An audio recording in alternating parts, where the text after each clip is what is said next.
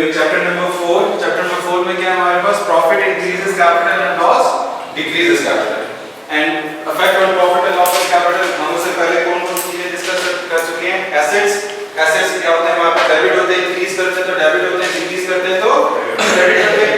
Capital is originally credit, increase करता है तो क्रेडिट होता है, डिक्रीज करता है तो डेबिट होता है। फिर हमारे पास एक्सपेंस हमारे पास ओरिजिनली डेबिट होते हैं, इंक्रीज करते हैं डेबिट होते हैं, डिक्रीज करते हैं तो क्रेडिट होते हैं। Then is income is originally credit, increase करेगी तो क्रेडिट होगी, डिक्रीज करेगी तो डेबिट।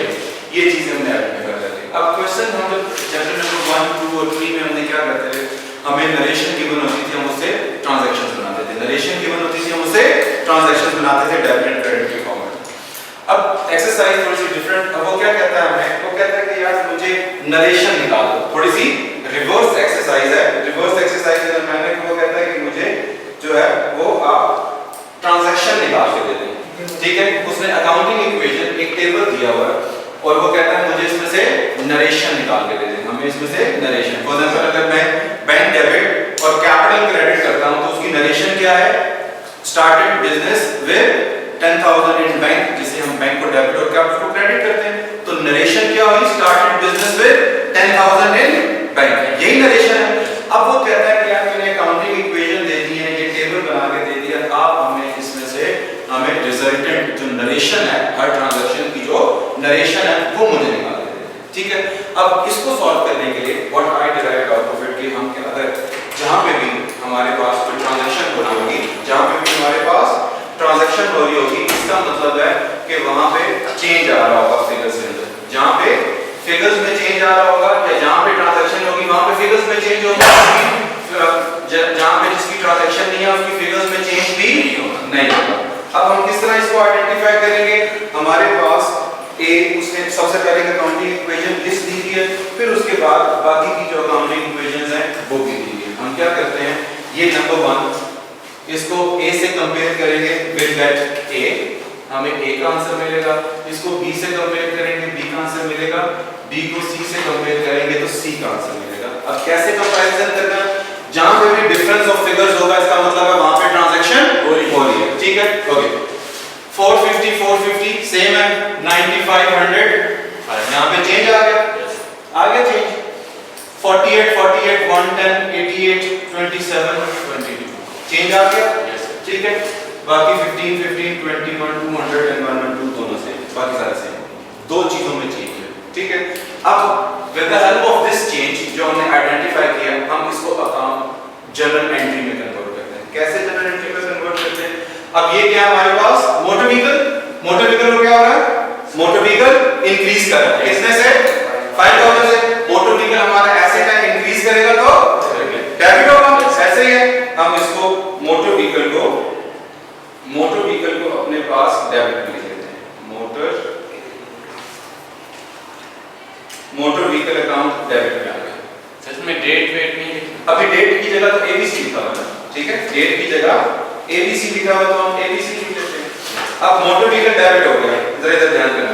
अब मोटर व्हीकल हमारा एसेट था वो इंक्रीज कर गया, डेबिट हो गया। अब बैंक हमारे पास उसमें भी चेंज है। अब बैंक को क्या हो रहा है? 27 से 22 डिक्रीज कर रहा है। बैंक हमारा एसेट है, डिक्रीज करेगा तो क्रेडिट होगा। बैंक हमारा एसेट है, डिक्रीज करेगा तो क्रेडिट होगा। अब बैंक हमारे पास यहाँ पे क्रेडिट में आ गया। बात को फॉलो कर रहे हैं? ठीक है, अब दोनों में डिफरेंस कितना था?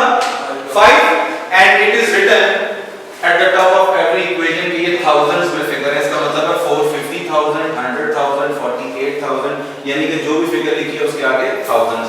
तो अगर हमारा डिफरेंस कितना आ रहा है? 5, इसका मतलब है ये 5,000। ठीक है, ये 5,000 आ गया।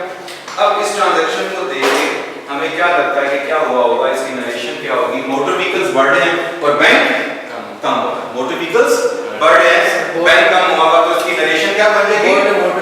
Motor vehicle paying by check.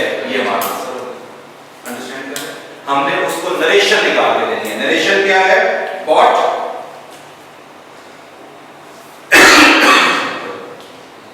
Motor vehicle paying by cheque $5,000। ये हमारी नरेशन वो इसमें समझ लिखिए रहे? सर, इसके साथ जनरल में लिखिए। हाँ जनरल में, यानी कि यही आंसर है आपका।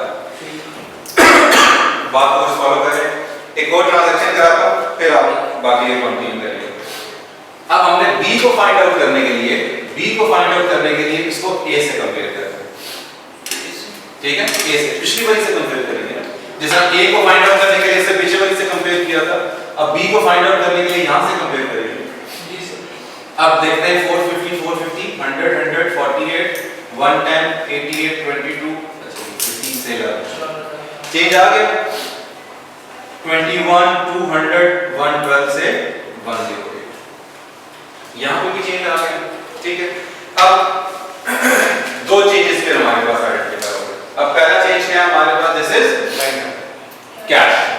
कैश हमारा एसेट है, अब क्या हो रहा है, डिक्रीज कर रहा है, ठीक है? कैश क्या हो जाएगा, डिक्रीज करेगा तो क्रेडिट हो जाएगा, मुझे पता चल गया कि कैश ने तो क्रेडिट होना है, ठीक है? क्लियर यहां तक? अगली बात फिर क्या आ गया हमारे पास, अब हमारे पास क्रेडिटर्स क्या होते हैं, हमारे ट्रेड पेबल्स, ठीक है? अच्छा ट्रेड पेबल्स हमारी लायबिलिटी होती है, अब लायबिलिटी को क्या हो रहा है 112 से 108 डिक्रीज कर रही है, लायबिलिटीज ओरिजिनली क्रेडिट होती हैं, डिक्रीज करती हैं तो डेबिट होती हैं, ठीक है? तो हमारे पास ट्रेड पेबल्स